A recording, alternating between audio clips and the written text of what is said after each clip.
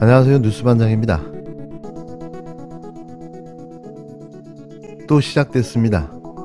대장동 개발 의혹과 위례 신도시 사업에 이어 이번에는 백현동 특혜 의혹을 겨냥해 검찰이 수사에 나섰는데요.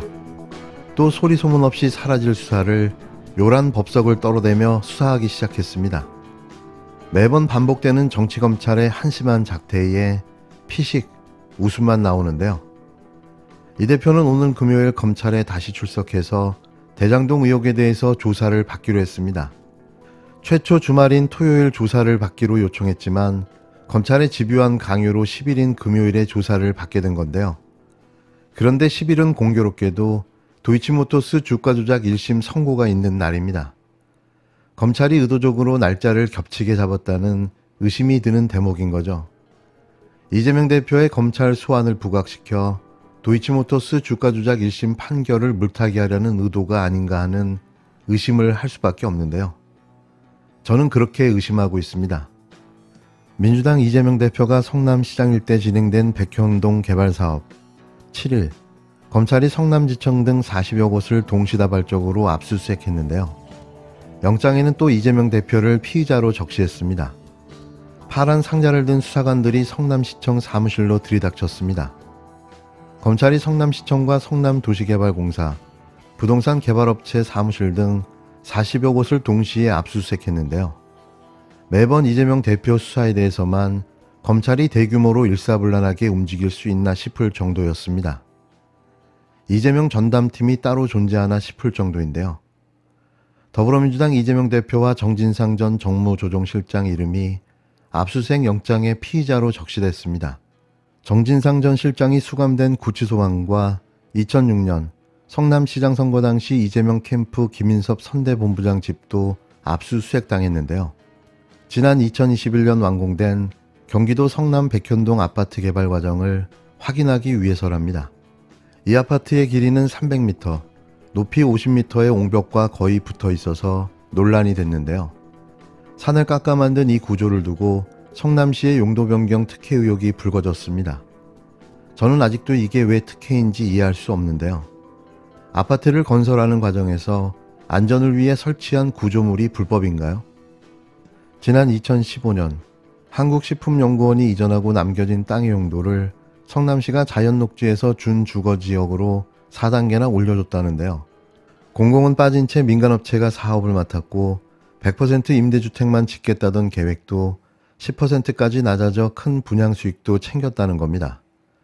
이 과정에 이재명 캠프 선대 본부장이던 김인섭 씨가 관여했다는 건데요. 개발 당시 김 씨가 정진상 전 실장과 100번 넘게 통화한 것으로 알려졌습니다. 남욱 변호사는 대장동 수사 당시 김 씨는 성남에서 가장 영향력이 센 로비스트로 허가방으로 불렸다며 이재명 시장과는 대면하는 사이로 들었다고 진술했는데요. 또 들었다는 거죠.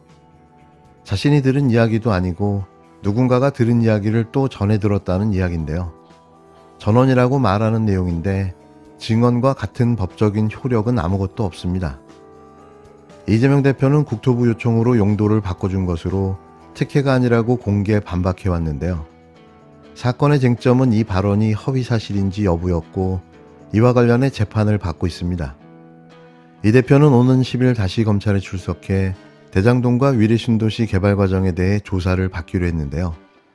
원래는 11일 주말 출석을 요구했다가 검찰의 집요한 10일 출석 요구에 한 발 물러섰습니다. 이 대표는 10일 당 회의를 마치고 오전 11시에 출석하겠다고 밝혔는데요. 그런데 다시 말씀드리지만 검찰은 왜 굳이 10일 출석을 집요하게 요구했던 걸까요? 혹시 이날 선고될 도이치모터스 주가 조작 1심 재판을 물타기하려는 의도가 숨겨져 있는 건 아닐지 저는 강력하게 의심하고 있습니다. 당에 대한 애당심 그리고 충심에 대해서 충분한 이야기를 나누었습니다. 또 많은 인식을 공유했습니다. 국정 운영이 성공되고 또 총선 승리를 위해서 이 필요한 부분에 대한 역할을 하겠다. 국힘당 나경원 전 의원이 7일 김기현 후보를 만나서 손을 잡았습니다. 사실상 지지 의사를 밝혔지만 표정은 그리 밝지만은 않았는데요. 김기현 후보는 안철수 후보를 향해서 색깔론까지 동원해서 사상 공세에 나섰습니다. 국힘당 당내 선거에서 이렇게 색깔론 공세까지 나온 건 이례적인 일인데요. 무조건 되고 보자는 생각뿐인 거죠.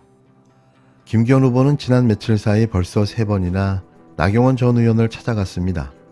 집으로, 강릉으로 찾아간 데 이어 이날은 식당에서 함께 밥을 먹었는데요. 삼고 초려 끝에 나경원 전 의원과 손을 잡았습니다. 윤석열 대통령과 친윤계의 거센 압박 끝에 출마를 포기했던 나경원 베스트. 전당대회에서 역할이 없다고 했던 입장을 바꿔 필요한 역할을 하겠다고 말을 바꿨는데요. 하지만 누가 봐도 표정은 밝지 않았습니다. 앞날을 생각해 윤석열 대통령이나 친윤계와 계속 거리를 둘 수 없다는 판단을 한 것으로 보여지는데요. 지지가 아니고 지지인 셈인 거죠. 김기현 후보가 나 전 의원을 3번이나 찾아간 건 지지율 때문으로 보입니다. 나 전 의원이 출마를 포기한 뒤 안철수 후보 지지율이 크게 올랐는데요. 두 후보의 경쟁은 더 거세졌습니다. 김기현 후보는 고 신영복 교수를 공산주의의 대부라고 주장하며 지금도 존경하는지를 밝히라고 목소리를 높였는데요.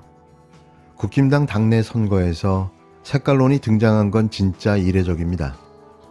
안철수 후보는 윤 대통령과 단일화하는 것으로 이미 증명됐다고 반박했는데요. 중도 사퇴설을 묻는 질문에는 절대 안 한다며 자신감을 과시했습니다. 국힘당 당대표 후보 6명은 이날 처음으로 한자리에 모여 정책 발표회를 가졌는데요. 하계회 수준의 정책 발표회, 이게 진짜 집권 여당이 맞나 싶었습니다. 윤석열 대통령은 찰스 맛을, 안철수 후보는 경 맛을 제대로 보고 있는데요. 전 안철수 국힘당 당대표 선출을 기원합니다. 제대로 된 아사리판을 볼 수 있는 최고의 기회인데요. 대한민국 최고의 정치쇼를 놓칠 수는 없는 거죠. 대통령이 만약에 취임 1년도 안 돼서 레임덕 상황에 빠진다 그러면은 당연히 대통령으로서는 특단의 조치를 생각하지 않을 수가 없겠죠. 야권이 언제 분할돼도 그거는 이상하지 않은 현상이죠. 이런 상황에서 여건 야건 간에 이합 집산이 이루어지고 하는 것은 우리가 충분히 예상이 윤석열 대통령의 정치 책사로 알려진 심평 변호사가 연일 윤 대통령의 탈당 가능성을 언급하고 있습니다. 7일, 어제는 한 발 더 나가서 야권이 분할될 수도 있다면서 여야를 넘나드는 정계 개편 이야기까지 꺼내 들었는데요. 대통령실은 개인의 의견이라고 선을 그었지만 벌써 며칠째 이런 얘기를 하고 있는 의도가 있어 보입니다. 심평 변호사의 글이 파장을 일으킨 건 지난 금요일인데요. 안철수 후보가 대표가 되면 윤석열 대통령은 탈당할 수밖에 없다고 썼습니다. 그 뒤 닷새 사이에 심 변호사는 페이스북에 계속 글을 쓰고 언론과 활발하게 인터뷰했는데요. 이날도 MBC 라디오 김종배의 시선집중과의 인터뷰에서 안철수 후보가 대표가 되면 레임덕이 올 거라고 주장했습니다. 그러면서 특단의 조치를 생각하지 않을 수가 없다고 말했는데요. 여기서 특단의 조치는 대통령의 탈당을 뜻합니다. 그러면서 한 발 더 나가 여야 모두 분열되는 걸 전제로 한 신당 창당, 정계 개편 얘기까지 했는데요.